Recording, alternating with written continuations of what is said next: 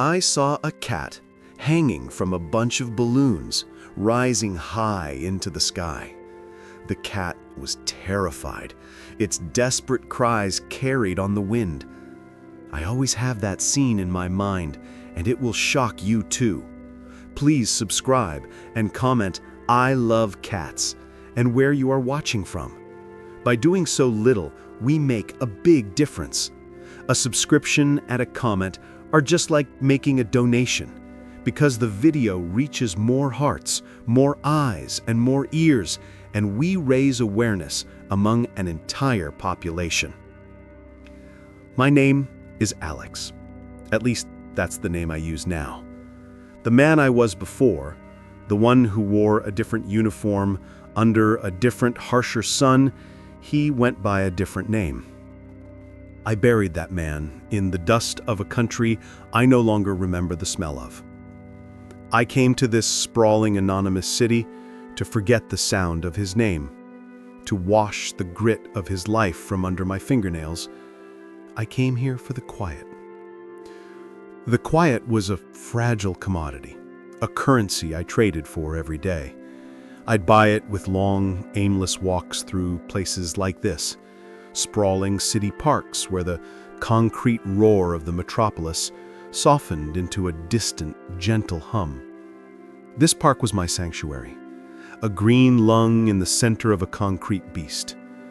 The air here tasted of mown grass, eucalyptus, and the vague, sweet scent of grilling hot dogs from a distant vendor. It was a place of determined normalcy, of families unfurling blankets, of kids chasing pigeons, of life unfolding in 1,000 mundane, beautiful ways. I came here to be a ghost, a nameless face in the crowd, a man trying to convince himself that his hands, which had been trained for destruction, could learn to simply be still. That day, the sun was a brilliant, benevolent thing, painting the sky in a shade of impossible, cloudless blue. A light breeze whispered through the tall trees, just enough to stir the leaves and offer a token defense against the afternoon heat. I was sitting on a bench, watching the city skyline shimmer in the distance, a collection of glass and steel towers that looked like a futuristic kingdom from this green vantage point. I was trying to focus on the small things, the intricate pattern of a bee moving from one clover blossom to the next, the sound of a child's laughter as it peeled across the lawn, the feeling of the warm wood of the bench beneath my hands. These were the anchors I used to keep myself tethered to the present, to stop my mind from drifting back to the loud, chaotic past. The first sign that something was wrong wasn't a sound. It was a shift in the park's rhythm. It was a subtle thing, like a single instrument falling out of tune in a vast orchestra. The ambient chatter of the crowd, the gentle, flowing river of human noise, began to eddy and pool in one specific area of the great lawn. It started with a few people stopping their walks, their heads tilting upward. Then a few more. Soon, a small crowd had coalesced, a silent, static gathering that was completely out of character for this place of constant motion. My old training, the instincts I had tried so hard to suppress, flickered to life like a dormant nerve. A soldier's brain is a finely tuned instrument for detecting anomalies. You learn to recognize the break in the pattern, the thing that doesn't belong, because in the places I came from, the thing that didn't belong was often the thing that could kill you. And this silent, transfixed crowd was a glaring anomaly. They weren't pointing in excitement or chattering with curiosity. They were still, their bodies radiating a collective tension that I could feel even from 100 yards away. It was the posture of witnesses to a tragedy. I stood up from my bench, the half-read paperback falling forgotten to the grass. I began to walk toward them, my stride measured, my senses on high alert. The closer I got, the thicker the atmosphere of wrongness became. I could see their faces now, a mosaic of disbelief, pity, and a horrified, can't-look-away fascination. A young woman had her hands clamped over her mouth, her eyes wide and wet with tears. An older man was just shaking his head, his face a mask of grim resignation. I pushed my way gently to the front of the small assembly. I asked the man next to me, "What's going on?" He didn't answer. He didn't even seem to hear me. He just raised a trembling finger and pointed toward the sky. And then I saw it. For a single, surreal second, it was almost beautiful. A vibrant bouquet of balloons, gleaming white, cheerful yellow, and serene sky blue, was ascending into the perfect, depthless azure of the sky.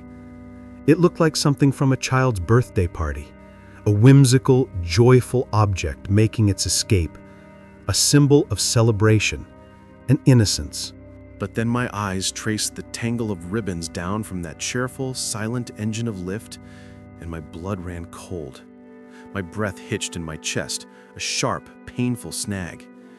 Dangling from the ribbons, its body twisting slowly in the breeze, was a cat. It was a Maine Coon, a magnificent creature even in these horrifying circumstances. Its fur was a beautiful patchwork of clean white and warm brown. Its plumy tail, normally a banner of feline pride, hung limp. Its forepaws paddled feebly in the empty air, an instinctive, useless attempt to find a purchase on a ground that was falling away with every passing second. It was maybe 200 feet up and climbing steadily, a tiny, silent scream of an animal being offered up to the indifferent sky. A wave of hot, primal rage washed over me. It was a familiar feeling, an old enemy I had fought to keep caged. In all my years, in all the ugly corners of the world I had seen, I had witnessed the myriad ways humans could inflict pain on each other. I had learned to compartmentalize it, to build walls of professional detachment to keep from being consumed by the sheer horror of it all. But this was different. This was a unique strain of evil, a kind of theatrical, performative cruelty that bypassed all my defenses and struck me right in the soul. This wasn't an act of passion or desperation. This was a spectacle. It was a slow, deliberate execution designed for an audience. And then I saw the note. It was a small white piece of cardstock, tied around the cat's neck with a piece of string. From the ground, it was just a white rectangle, a final, insulting detail. But the sun caught it at just the right angle, and the angry red letters scrawled across it became momentarily, horribly clear. I don't want her anymore. The words hit me with the force of a physical blow. They weren't a threat or a message of revenge. They were a declaration of casual, callous abandonment, a public disavowal of a life. Someone had looked at this beautiful, living creature, a creature that had likely trusted them, and decided it was disposable. But they didn't just abandon it. They had turned its disposal into a public shaming, a cruel piece of performance art. The sheer narcissism of the act was breathtaking. The hot rage inside me began to cool, crystallizing into something harder, colder, and far more dangerous: resolve. My mind, the soldier's part of my mind, began to work, cycling through options, assessing the battlefield. The cat was rising at a steady rate, maybe 2 or 3 feet per second. It was already over 250 feet up. Calling 911 was the civilian response, the correct response, but I knew with a gut-wrenching certainty that it would be useless. How would I even explain this? There's a cat tied to balloons. By the time the dispatcher understood, by the time a unit was dispatched, by the time they navigated the park, 10, 15, 20 minutes would have passed. By then, the cat would be a tiny, irretrievable speck, drifting toward a terrifying, lonely death from exposure or altitude. The math was brutal and unforgiving. Time was the enemy, and I had none to spare. My eyes scanned the crowd. I was looking for a reaction that stood out, a face that didn't show the same horror as the others. Was the monster who did this still here, watching their handiwork? My gaze swept across the sea of shocked and tear-streaked faces. And then I saw him. He was standing at the edge of the crowd, slightly apart from the main group. He was young, maybe early 20s, dressed in the kind of deliberately curated skater attire that screamed of a desperate need to be noticed, but it wasn't his clothes that caught my attention. It was his posture. He wasn't looking up at the sky. He was holding up his phone, but he wasn't pointing it at the cat. He was pointing it at the crowd. He was recording their faces. He was recording their tears, their anguish, their shock. A small smug smile played on his lips. He wasn't watching his creation. He was savoring its effect. He was a parasite, feeding on the emotional fallout of his own cruelty. A jolt of ice-cold certainty shot through me. That was him. The sight of him, a parasite feasting on the pain he had caused, obliterated any remaining hesitation. It silenced the civilian voice in my head that was screaming about rules and consequences. The cat had stopped struggling now. She was hanging limp, her body a small, surrendered form. She had given up. And in that moment of silent surrender, something inside me broke. The carefully constructed walls of my new quiet life crumbled to dust. I was not going to be a spectator. I would not be a part of this monster's audience. The weight of the Sig Sauer P350, tucked securely in a holster at the small of my back, became a burning, undeniable presence. It was a tool I carried out of habit, a ghost of my former life that I couldn't quite bring myself to exercise. It was a tool of violence, a tool of last resort, a thing I prayed I would never have to use in this new life. But in this impossible moment, in this insane equation of wind speed, altitude, and dwindling seconds, it was the only variable I could control. The thought itself was madness. Discharging a firearm in a crowded public park was a career-ending, life-destroying act for a police officer. For a civilian like me, it was a one-way ticket to a prison cell. I could hit a bystander. A ricochet could travel a mile. The risks were astronomical, the chances of success microscopic. My rational mind screamed 1,000 warnings at me. Walk away, Alex. This isn't your fight. This isn't your world anymore. But then I looked up at that small, beautiful body getting smaller and smaller against the vast, empty blue. And a different voice, a quieter but more insistent voice from my past, whispered back, "If not you, then who?" That was the choice. It was that simple, that stark. I could be the man who followed the rules, the man who walked away and let a life be extinguished in the cruelest way imaginable. Or I could be the man who risked everything he had for one single, desperate, impossible chance. I took a deep, shuddering breath, and I chose. The change was instantaneous. The quiet, anonymous man I had been trying to become vanished, and the soldier took his place. My posture straightened. My senses sharpened. The chaos of the scene resolved itself into a clear tactical problem. My first priority was the safety of the bystanders. I turned to the stunned, weeping crowd, and I unleashed the voice, the command voice I hadn't used in years. It was a voice forged in chaos, a voice that brooked no argument, a voice that cut through fear and confusion like a blade. "Everybody, listen to me!" I roared. The sound was a physical shock. Dozens of heads snapped toward me, their expressions shifting from horrified grief to startled alarm. "I need everyone to move back. Clear this area. Get behind those trees now. Move!" A wave of confusion rippled through them. "Who are you?" someone shouted. I didn't have a badge to flash, no uniform to lend me authority. I had only the absolute, unwavering certainty in my voice. "There is no time to argue. Move back now. I am trying to save that cat, and I need you all to be safe. Go!"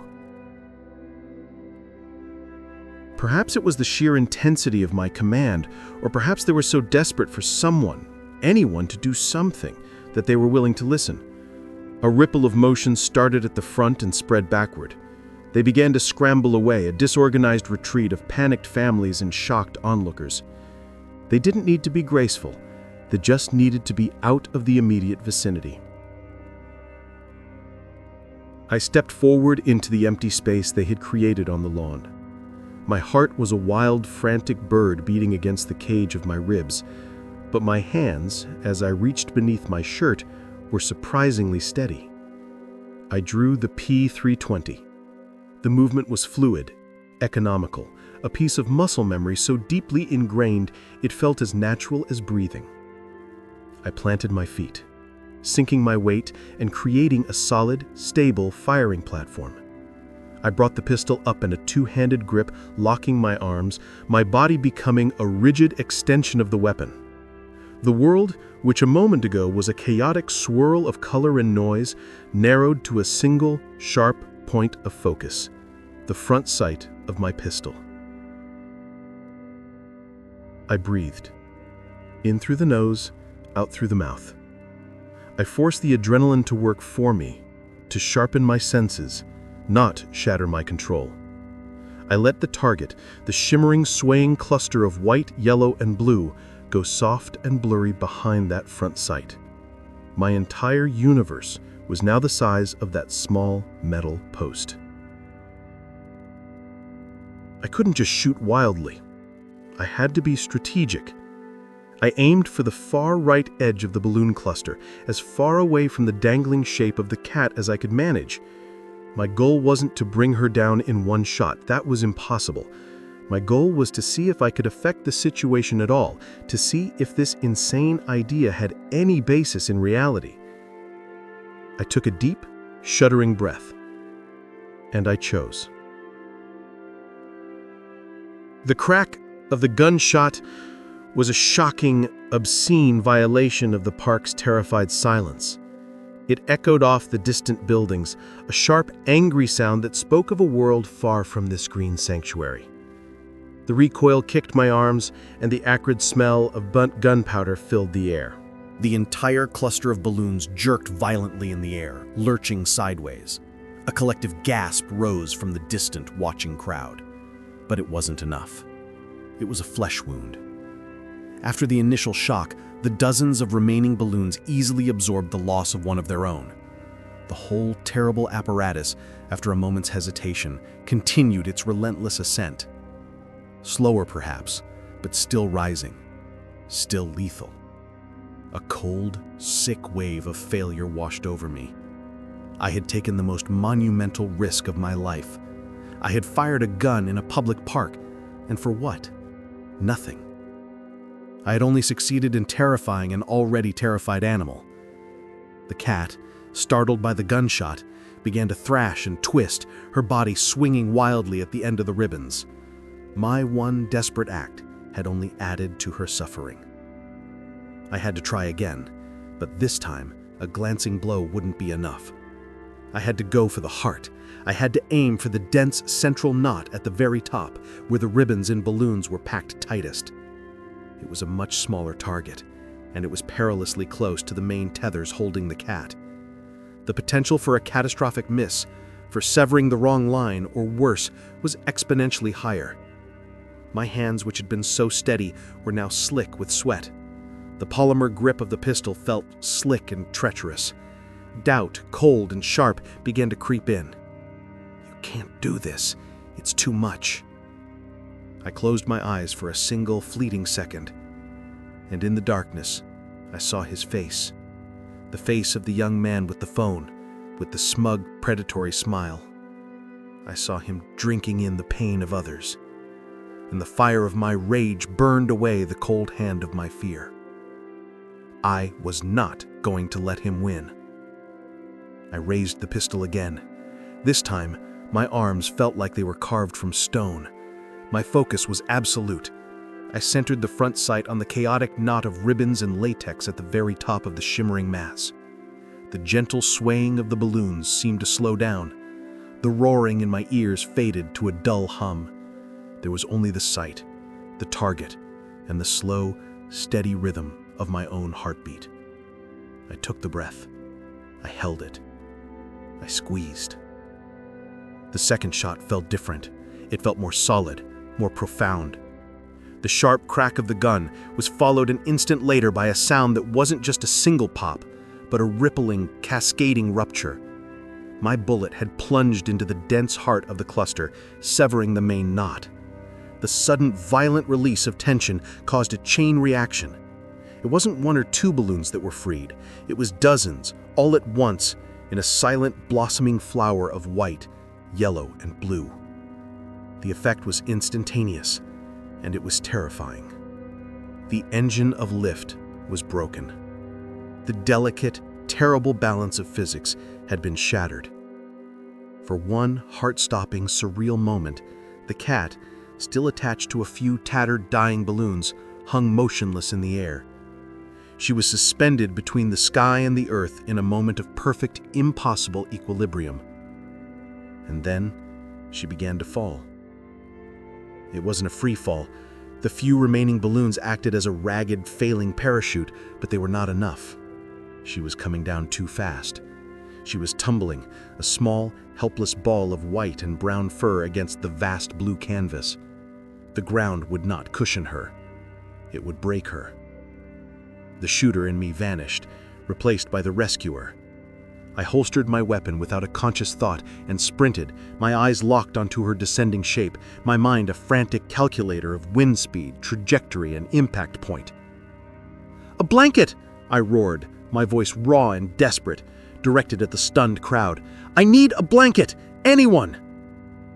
My eyes darted across the sea of pale, upturned faces until they locked onto a family, a young couple with a small child, who were standing near a large blue and green striped picnic blanket.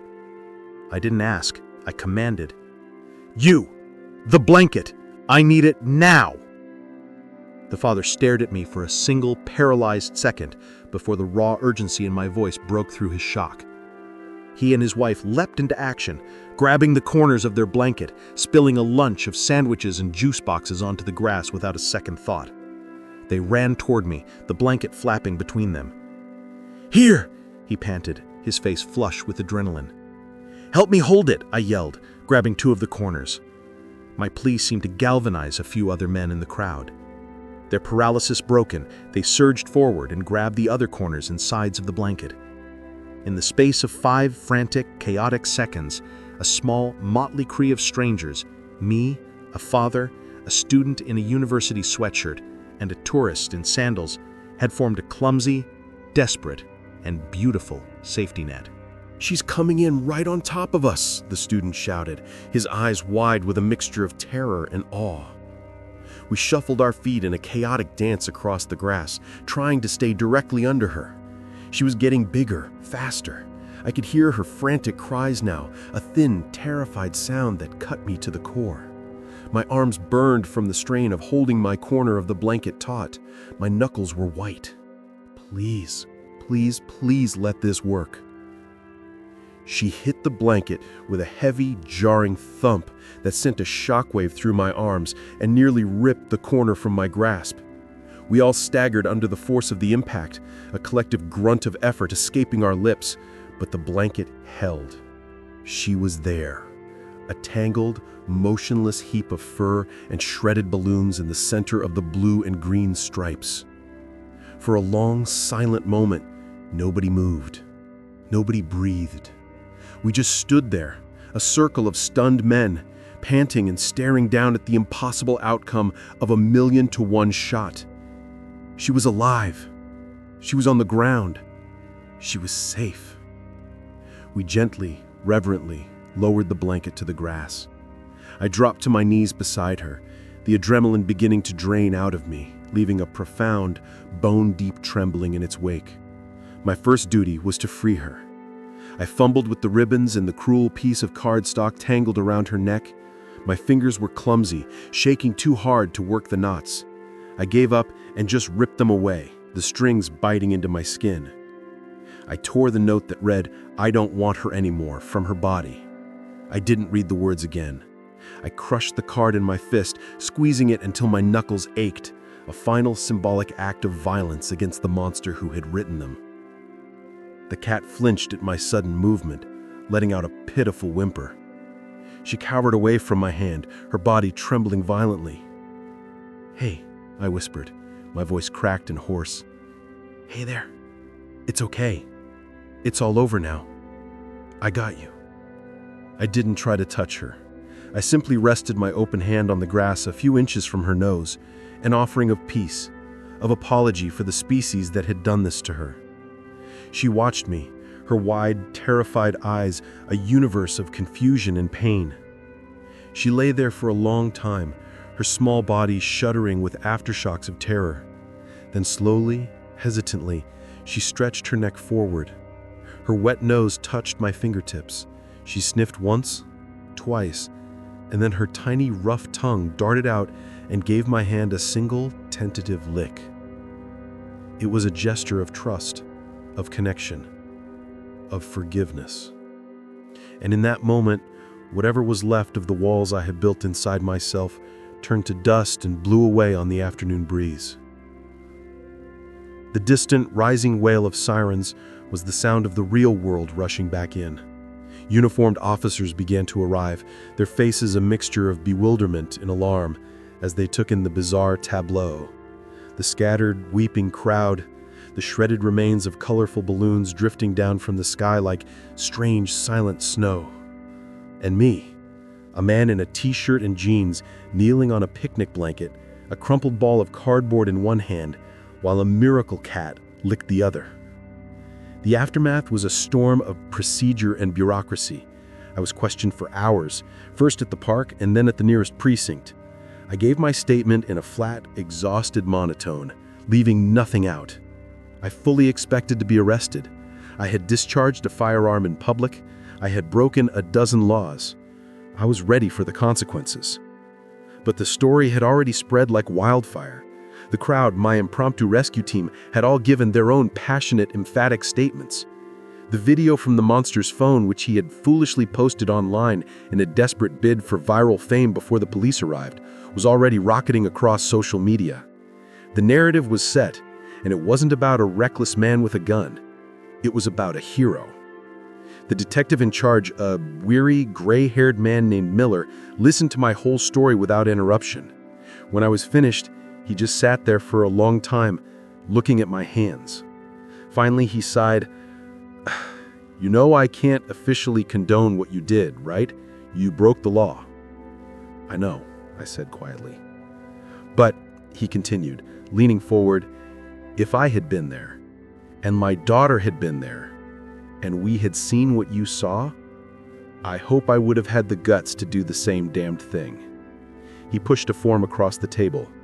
"We have the video, we have dozens of witnesses, we have the kid's social media posts. His name is Leo Cardin. We're on our way to pick him up now. As for you, go home, Alex. Stay out of trouble." But I couldn't go home. Not yet. I had to know. The cat. Is she? Animal control took her to the emergency vet clinic on Westwood, he said. She's shaken up, but the vet says she's physically unharmed. It's a miracle. It was all I needed to hear. I left the precinct and drove straight to the clinic. The cat, who I learned was a female, was resting in a small, quiet kennel. She was clean, and a vet tech was murmuring softly to her. When she saw me, her ears perked forward. There was a flicker of recognition in her eyes. I spent the next week in a bureaucratic haze, navigating the legal labyrinth required to adopt her. Leo Cardin, the boy who had sent her into the sky, was charged with felony animal cruelty. His excuse was that he was an aspiring influencer and thought the shocking video would make him famous. It was a motive so vapid, so soulless, it made me feel tired down to my bones. Finally, the day came. I signed the last of the adoption papers. I had bought a carrier, a soft bed, toys, and the best food money could buy. I knelt down in front of her kennel. "Hey there," I said softly. Ready to go home? She let out a soft meow and rubbed her face against the bars. My apartment, which had always felt more like a sterile, temporary shelter than a home, was transformed. It was filled with the soft padding of paws on hardwood floors and the contented, rumbling sound of purring. She needed a name for her new life, a name to wash away the memory of the note. I called her Sky, for the sky she had so bravely survived, and for the way she had, without a doubt, rescued me from my own quiet, empty world. She still has nightmares. Sometimes, in the middle of the night, she'll let out a muffled cry in her sleep, her legs twitching as if she's still paddling in the empty air. On those nights, I'll get out of bed and go to her, scooping her up and holding her close to my chest. I'll whisper to her until the trembling stops. I tell her she's safe. I tell her she's on the ground. I tell her she's home. And as I feel her small, warm body relax in my arms, her purr a tiny engine of contentment against my heart, I realize the profound, simple truth of it all. I may have been the one who shot her out of the sky, but she was the one who taught me how to live on the ground again. That's why we share these stories. It's not just for entertainment, it's for awareness. An animal's life is precious, and their trust is a gift we must never take for granted. Sky's story could have ended in a lonely, terrifying tragedy, but because strangers decided to act, because compassion became more important than rules, she's here today, sleeping in a patch of sun on my floor. Your engagement makes a difference. Every time you like, share, and comment, you amplify this message. It might just be a click to you, but when we all click together, it creates a powerful chorus that can save a life. Please subscribe to the channel and join our family. Together, we can be the voice for the voiceless.